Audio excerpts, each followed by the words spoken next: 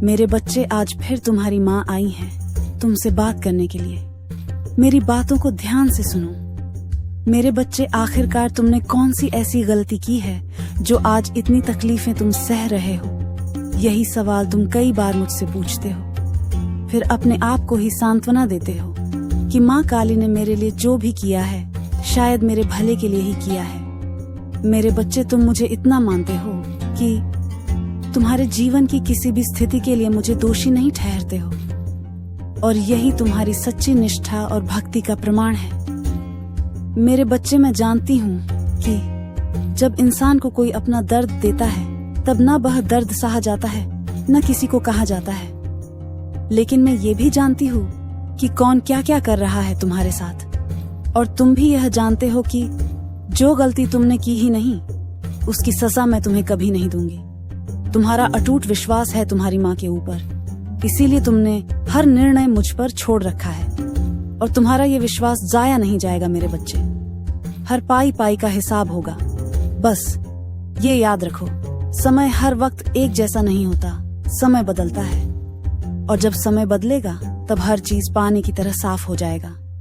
अगर तुमने अपने कर्म सही रखे हैं तो किसी में हिम्मत नहीं की वह तुम्हारे साथ कुछ गलत कर सके।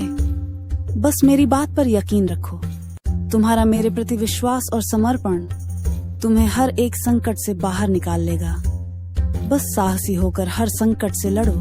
मेरे बच्चे, तुम मेरे लिए बहुत खास हो, क्योंकि तुम उन्हीं गिने चुने लोगों में से हो जो मुझे हर परिस्थिति में प्रेम करते हैं। मेरे बच्चे, ईश्वर के लिए हर कोई एक समान अवश्य होता है, लेकिन जो ईश्वर को दिल से मानते हैं, उनसे प्रेम करते हैं, वह उनके लिए बहुत खास होते हैं। और ईश्वर उन्हीं के जीवन में ऐसी परिस्थितियां उत्पन्न करते हैं जो उन्हें झकझोर देता है।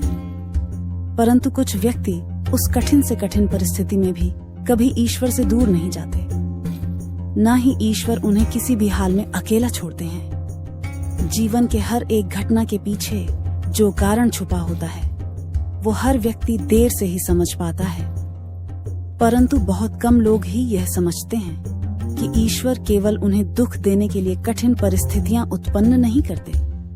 उनके द्वारा कुछ विशेष कार्य सिद्ध करने के लिए भी उनकी कठिन परीक्षाएं ली जाती है।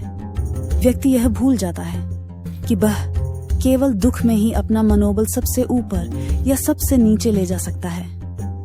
जब व्यक्ति दुखों से हार मान लेता है तब वह वर्तमान परिस्थिति को ही अपना भविष्य मान लेता है, और जब व्यक्ति हार ना मानकर किसी भी हाल में दुखों से बाहर निकलने का रास्ता खोजता है तब वह खुद ही अपना भविष्य बदलने की ठान लेता है।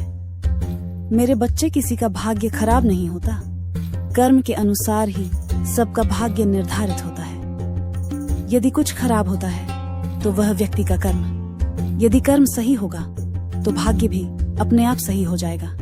बस किसी को भी कुछ क्षण के गलत परिस्थितियों के कारण अपना संपूर्ण जीवन अंधकारमय नहीं समझना चाहिए। हर कोई अपना भविष्य बदल सकता है, बस उसमें कुछ करने का साहस और धैर्य होना चाहिए। तुम्हारा सदा कल्याण हो मेरे बच्चे। तुमने यदि मेरा ये अनमोल संदेश देखा है तो कमेंट में जय माँ काली अवश्य लिखें।